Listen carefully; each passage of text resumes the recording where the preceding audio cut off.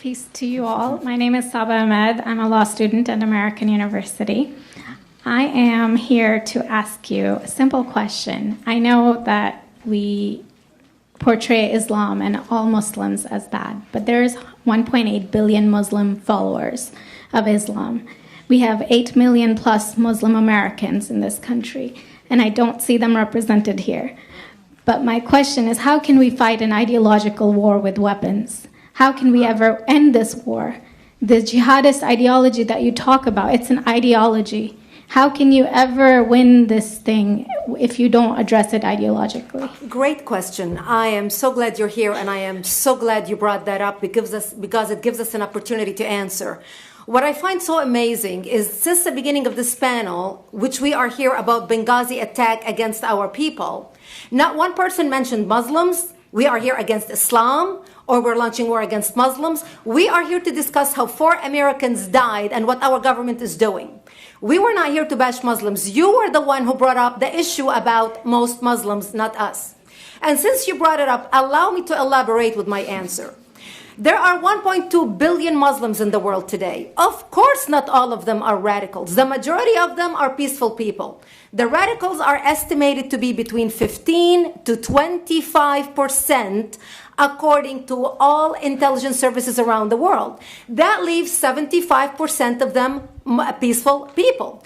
But when you look at 15 to 25% of the world Muslim population, you're looking at 180 million to 300 million people dedicated to the destruction of Western civilization. That is as big of the United States. So why should we worry about the radicals, 15 to 25%?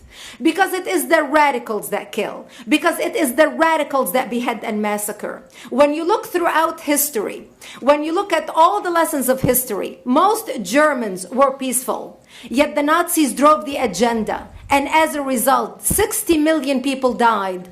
Almost 14 million in concentration camps. 6 million were Jews. The peaceful majority were irrelevant. When you look at Russia, most Russians were peaceful as well. Yet the Russians were able to kill 20 million people. The peaceful majority were irrelevant. When you look at China, for example, most Chinese were peaceful as well. Yet the Chinese were able to kill 70 million people. The peaceful majority were irrelevant. When you look at Japan prior to World War II, most Japanese were peaceful as well. Yet Japan was able to butcher its way across Southeast Asia, killing 12 million people, mostly killed with bayonets and shovels. The peaceful majority were irrelevant. On September 11th in the United States, we had 2.3 million Arab Muslims living in the United States.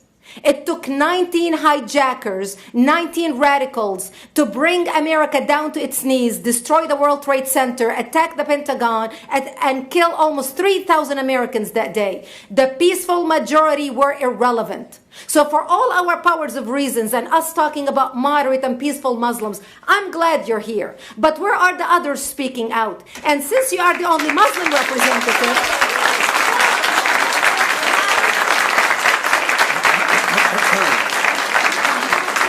applause till the end.